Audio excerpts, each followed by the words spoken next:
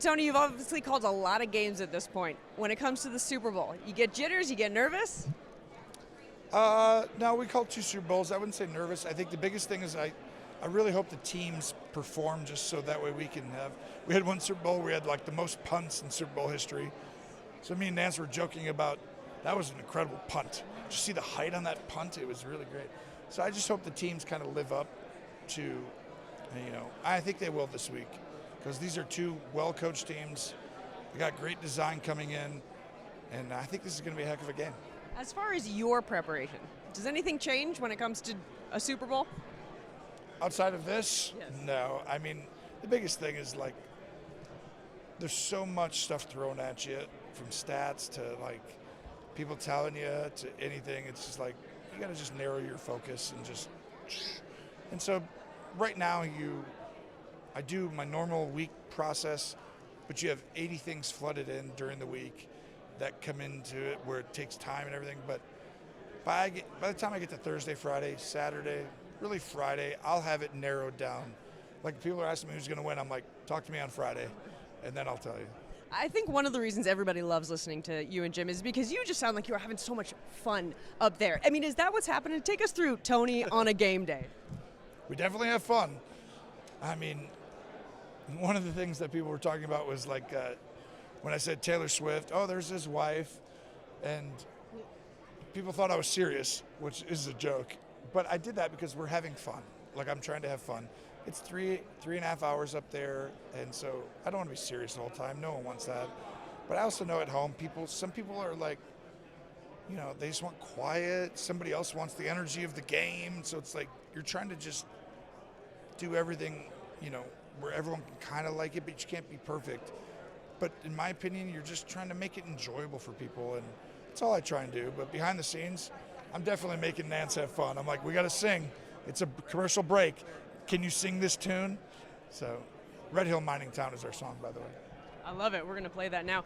What a great quarterback dynamic we've got going on here. Mr. Irrelevant and then Patrick Mahomes, who's running in the GOAT conversation. Let's start with Brock Purdy. A lot of conversation. Is he overhyped? Is his weapons? Where do you fall on Brock Purdy? He's not overhyped. People talk about him being a game manager. That's the furthest thing from what I see. When I look at the tape, I sit here and see a guy who has incredible spatial awareness. His ability to process information quickly is on another level.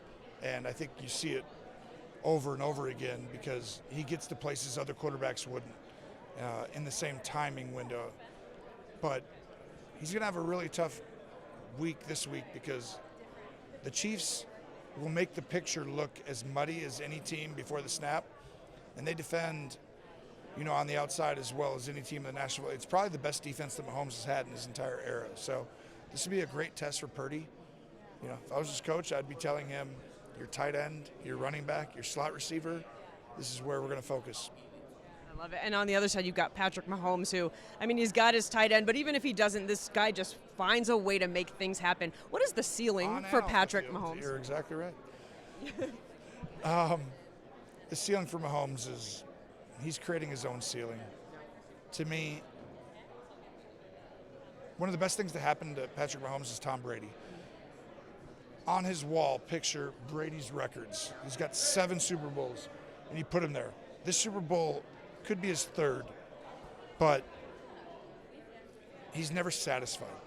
And the reason, in my opinion, is because you go win 3, like if Brady never existed and it's Montana, because Montana is still there. He's real. He was the GOAT. And then Brady took that mantle. But having Brady there, he never takes an off-season off. He never takes a week off. He never does any. He's always chasing. And I think that's an incredible gift for Mahomes to have that there, which means maybe one day he has a shot to catch it. Now, that's a tall task. I know Brady. I watched Brady. I was around it. It's a whole nother level. But Mahomes is the rare guy who's making me be like, maybe one day. Well, I'm glad you say that because, look, we are from Colorado, so I got to ask. You got Patrick Mahomes could be doing this for another 10, 12 years. Is there any reason Broncos fans can have literally any hope while this man is dominating the division for the next decade? Oh, no, 100%. Sean Payton, bringing him in is the biggest reason for hope. I think you saw them kind of start to figure things out. Sean's going to figure it out. It takes time sometimes, but I do know Sean's one of the smartest people I've been around, one of the most intellectual when it comes to a football, acumen, that I've ever talked to. And I feel like that's what it takes to be there. Now, you're in a division with Andy Reid, now Jim Harbaugh, Sean Payton. I mean, this is the best coaching division, in the NFL by far. Three of the greatest coaches who have ever coached. And you need players. They got to draft well. They got to do things the right way. But believe me, having Sean Payton, that gives you a chance. All right, last one I got for you. I'm going to cross-broadcast a little bit here because you talk about Tom Brady motivating Patrick Mahomes. He's going into the booth now. So what does this do for you? We got a little more motivation now to be the best former QB in the booth, Tony? No, me and Tom talk all the time. He's called me a ton. That's what makes Tom amazing, is like he just wants information to be at his best, and I want to help him be the best. Like, we're not in a rivalry. Like, we're not playing football. Like, I want him to be amazing. I hope he is, and I think he's going to be amazing. And to me, that's a good thing. Like, the better he does, the better we do, the better I do, the better they do. Like, it's just, we're all in a team together. There's not that many in the world. And so this world is very different than playing football. Like, I want him to go get all of the media and everything over there. Take it away from me. Go ahead and take it.